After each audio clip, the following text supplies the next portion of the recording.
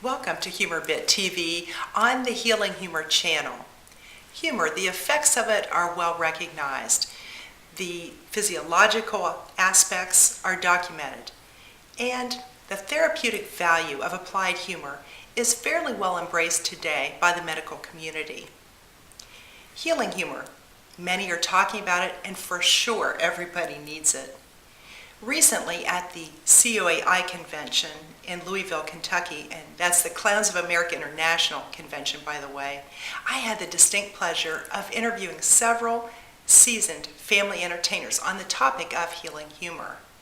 It was a real thrill to get to spend some really great one-on-one time with them as they shared with me their most memorable moments in applied humor therapy, their experiences and insight.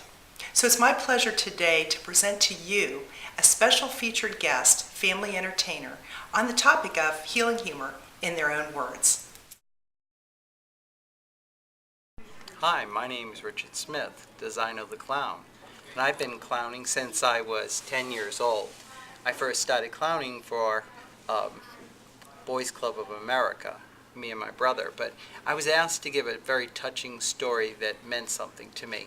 Since I'm a unique clown because I create my own characters and everything, I did a lot of work, and one of the most touching stories was about a little girl in Massachusetts who belonged to Why Me, and she had cancer. And our group was usually a hospital supporting group, and we couldn't get a girl to go in that day.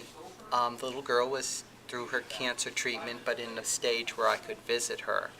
The little girl wanted another girl clown to come in and spend those special moments with her.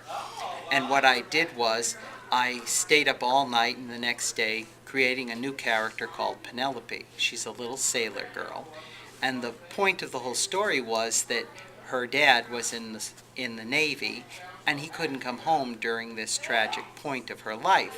So I was going to go in there, and I created a little girl character that's a sailor, and she has a little brother that's in a wagon. He's dressed in a sailor outfit, and he has his arms out, and on the back of him he always has a sign that says "Help Wanted."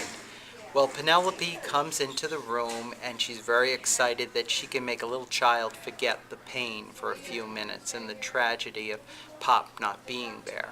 And I felt so good and unique that there I was able to share myself, and all of a sudden, Pop, the dad, showed in. Well, the rush came into my heart, and I really have never got over that wonderful feeling of Dad saying, "I'm here."